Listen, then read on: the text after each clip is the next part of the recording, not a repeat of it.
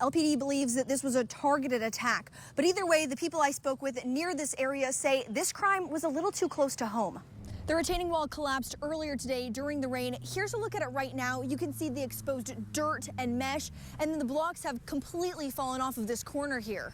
Kimberly Pennell's home is a complete loss. Today was the first time she came back to her home here on Nash Lane since the tragedy. Some crooks use small cameras to get your PIN information. Norman says to cover the keypad when putting in your PIN number. Lipscomb says they plan to continue business as usual, and even through all of this, they haven't missed a beat providing the products that their customers want. This is the back door. Now, right over here, this is one of the security cameras that she says caught it all. During that time, they found 32 drivers passed buses illegally when a bus was making a stop. When you multiply that by the tax rate, it comes out to $248.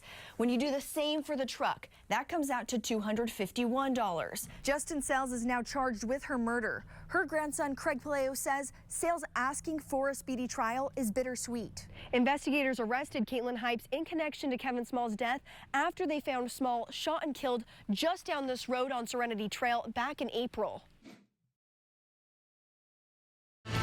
Concerns are growing over children's safety in Nelson County. Doctors, investigators, and the Nelson County Commonwealth's attorney are claiming the Nelson County Department of Social Services is mishandling sensitive cases involving child abuse and neglect.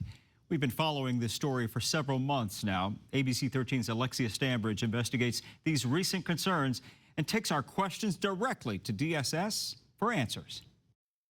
Red flags ignored, communication lapses, and children slipping through the cracks. That's why many agencies say they're asking for change and accountability. We are aware that children have been in unsafe situations because of the lack of communication. These aren't technical issues. These are complete failures in doing their mandatory jobs. The Commonwealth Attorney's Office sent this letter to DSS in March expressing their dissatisfaction on the handling of a few recent cases. One involving the death of a 6-week-old baby in December. The Sheriff's Office charged both parents with murder in May.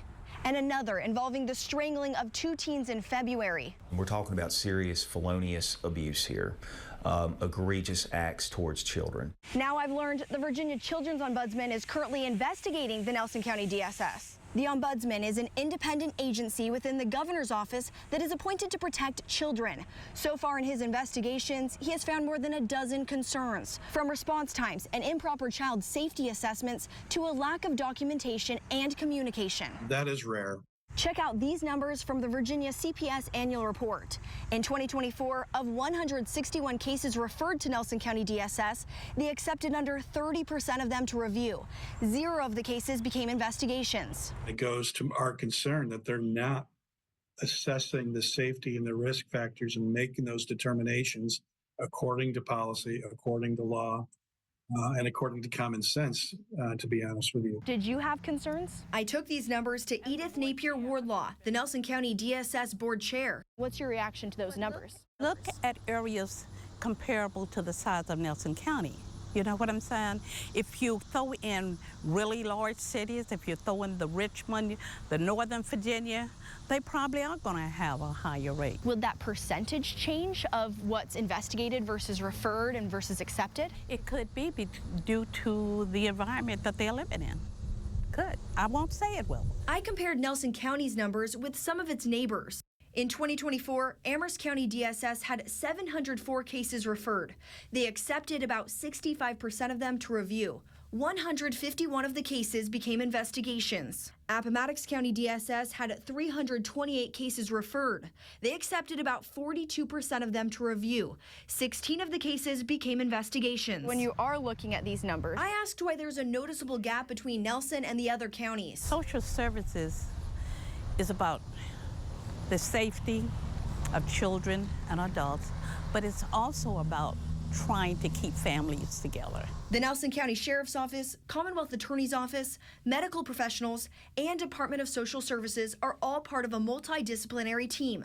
The MDT works together to properly handle child abuse and neglect cases. It just really allows those teams to collaborate as opposed to kind of working in silo. Many experts I spoke with say right now the issue stems from a lack of communication with the Nelson County DSS director, resulting in varying problems. Hi, Mr. Burdett. I reached out to the director, Brad Burdett, multiple times, calling, emailing, and getting no response for weeks. So I stopped him at the Nelson County Courthouse. Would you have a moment to answer a couple questions? I don't. Would you be willing to set up an interview?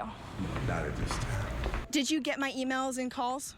I did get your emails. At this time, we just have no comment. I followed up anyway, asking about the MDT's complaints. Do you think that you've communicated well with them? Yes, we have communicated with the MDT and communicated very well. Is there something you could do better? Because these agencies don't feel like you've communicated well. I think there's a lot of things a lot of agencies could do better. So they say, for instance, like you haven't, whenever you communicate with them, right? It's days later, and sometimes there is no communication. I mean, could there be some improvements within communication? Everybody's assessment, and I thank you for talking to me today, Ms. Stanbridge. It was nice talking with you. The Nelson County Board of Supervisors also requested the department be put on an improvement plan. The DSS chair says it's a personnel matter, so she can't confirm or give any details. But she did say they are working to improve communication with other agencies moving forward. Back to you. New changes are coming to Virginia Tech. Just today, the Board of Visitors voted to eliminate the Inclusive Excellence and Strategy Office at the school. Hundreds of protesters marched to show their opposition to the board's plans. ABC 13's Alexia Stanbridge was there as they rallied on campus. Protesters here at Virginia Tech rallied for over 2 hours. They were heartbroken when they found out the university's decision to get rid of the Inclusive Excellence and Strategy Office. Honestly, I don't know why they're taking it away. I think it's quite stupid. If we don't get no justice, then they don't get no peace. Hundreds of students, staff, faculty, and community members came out to show their support. I'm a black woman, and a lot of the times DEI programs help people like me of all marginalized communities and people that may not feel like they fit in, feel like they have a spot to fit in. I spent my whole career here, and I worked on DEI issues the whole time I was here. It's really important to me. Students here protesting tell me diversity, equity, and inclusion is extremely important for culture here on Virginia Tech's campus. It's like taking away minorities and taking away what we stand for and taking away what's important to us and not focusing on us and belittling us. Mark Ozarski is a spokesperson for Virginia Tech. He says the Board of Visitors did not think the Inclusive Excellence and Strategy Office was financially necessary, but the values of inclusivity will not change. Do you think Virginia Tech students will continue to feel welcomed? I believe so, because Virginia Tech is committed to being an inclusive and welcoming environment. No KKK, no fascist USA. I asked protesters if they think today's protest will make a difference. No, I think Virginia Tech is between a rock and a hard place. But I want them to know that we care about these issues. I do think that this will make a difference in letting them know, the Board of Visitors, our school, as well as this current administration, that students are not backing down, not only at Virginia Tech, but all across the country, and we're ready for a fight. In Blacksburg, Alexia Stanbridge, ABC 13 News.